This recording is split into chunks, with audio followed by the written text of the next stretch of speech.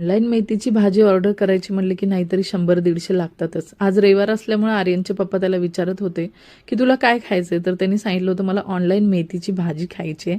हे ऐकून मला हसायला आलं, कारण 100-150 रुपयामध्ये पुऱ्या परिवाराची भाजी घरी आणून निवडून होते.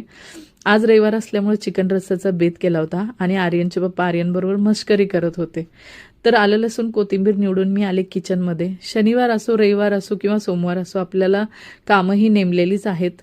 म्हणून मी चिकन रस्सा बनवायला घेतला. आधी अळणी काढून घेतला आणि मग चिकनचं वाटण वाटून घेतलं इथं मी, आणि मग बाकीचं सगळं अळणी ॲड केलं. इथं चिकनचा रस्सा बनवतो का मी सुक्कंही बनवायला घेतलं होतं.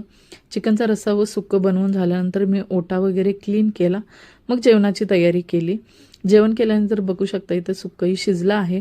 पूर्ण थाळी तयार केली. आर्यनला जी चीड आली ती सकाळी सकाळी त्याचे पप्पा मस्करी करत होते त्याच्यामुळं. त्याने अचानक चिकनची थाळी बघितल्यावर त्याच्यावर एवढी खुशी झाली, कारण त्याला चिकनचा रस्सा खूप आवडतो. त्याच्यामुळे त्याचं खुशी बघा.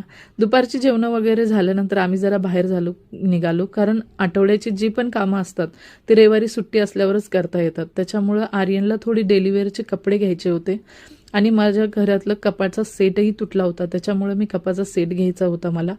तिथे जरी मुलांना काही घेतलं की खेळण्याच्या सेक्शनमध्ये मुलं जातातच, तर आर्यनच्या पप्पांना आर्यन त्याच्यासाठी खेळणं घेसपर्यंत मी कपाच्या सेक्शनला आले. मला मिळाले इथं कपाचं सेक्शन. तुम्ही बघू शकता किती छान छान कपा आहेत.